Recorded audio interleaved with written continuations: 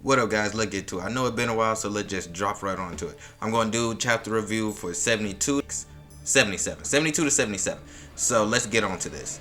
Alright, first we'll start off with the young blonde girl that's a prodigy. Now, she, as I said before, watch that video if y'all forgot about it.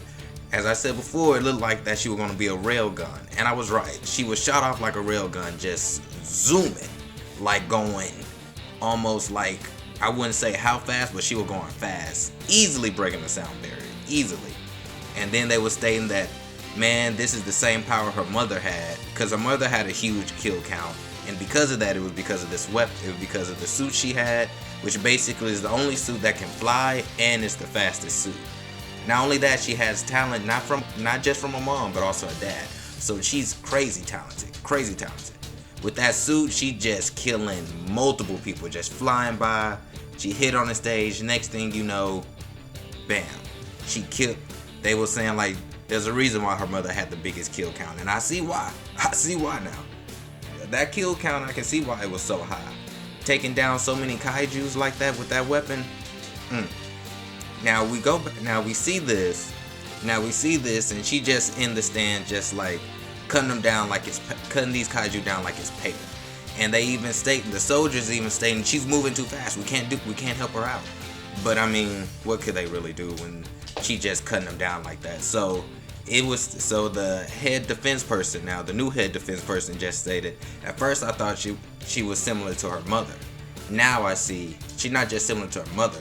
She's similar to both of them. So she's crazy powerful. They was already stating that she's a prodigy. Now we're just showing that she's basically, now her potential is skyrocket, just shot right up to the roof. Now that's crazy. So we end up with that. Alright guys, now let's get on to chapter 73. Now, as I said, one of my favorite characters, the samurai guy, that's definitely so much like I forgot his name on Attack on Titan. I'll say it somewhere around here, but y'all know who I'm talking about. His name is Soshiro Hoshima, the samurai guy. Him and Kaiju number 10 was turned into a battle suit, if y'all remember correctly. Now, and the Kaiju number 10 is a real battle hungry guy like Kenpachi and all those other anime characters that just love to fight. So he was turned into a battle suit. You would think right off the bat that it wouldn't work well. And it doesn't. It doesn't work well in the beginning. But it has the potential of working very, very well.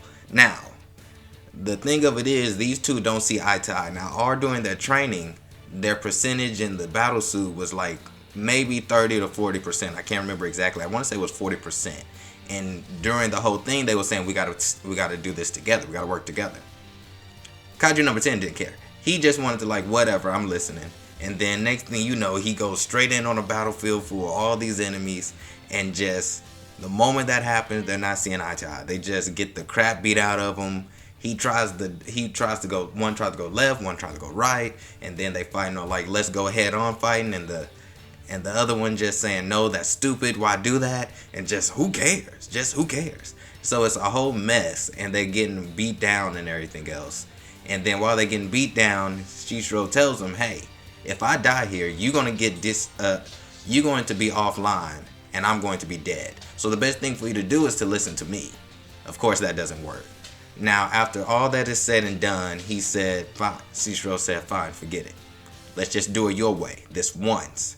And they just start clean house. Their percentage go from 40 to 50 to 60% to 75%, I think was the max that they did. And they were just cleaning house. Like the whole time you see they're just cleaning house.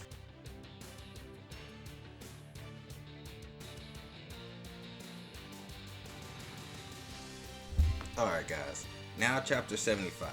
Now 75, Sushiro says he just cleaned out his area. So as you remember, every group or the defense force, like some of the best and all that, is in different areas because the kaiju are attacking different parts of the town. Alright, so every group or every people have their own area to take down. Sushiro took his down, the girl took hers down, and basically it's only like one area left. But that one area has like I believe it's six super class kaijus. And so the first thing they say, like, how are we going to take down these 6 super class kaijus?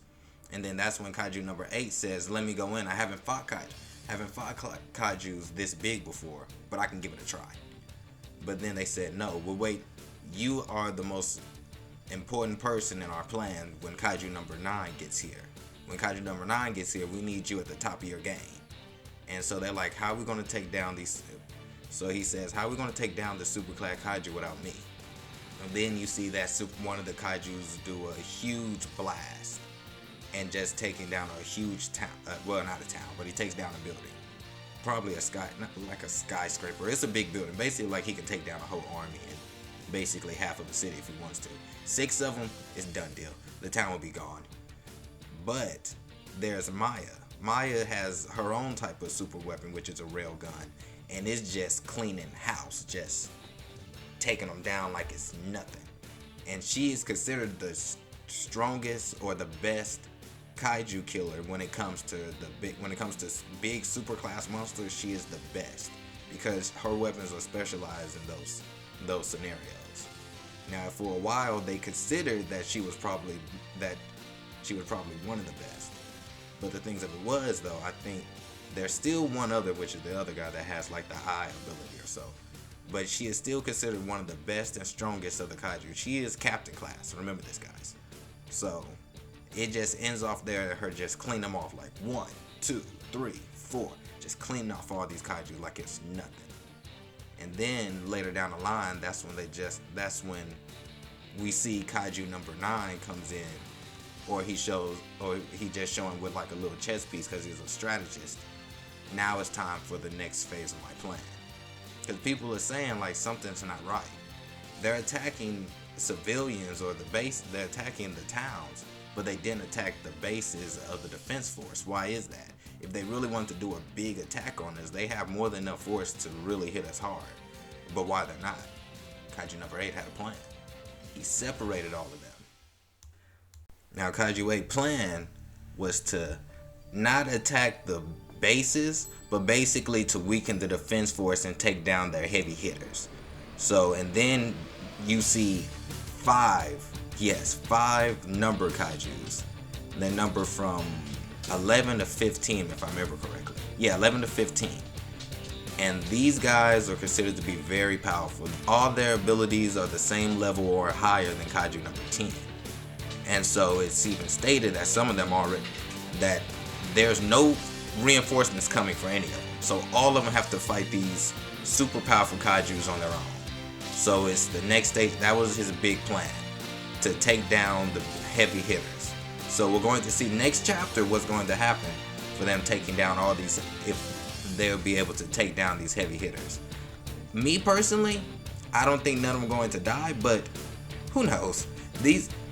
We haven't seen what these Kaiju numbers can do, but we've seen what other Kaiju numbers can do, and the loss is going to be heavy. I'll say that. Maybe not the heavy hitters get defeated, but they're definitely going to take a lot of losses, guys. And we're about to see next chapter just how impressive they are. Alright, guys, that's it.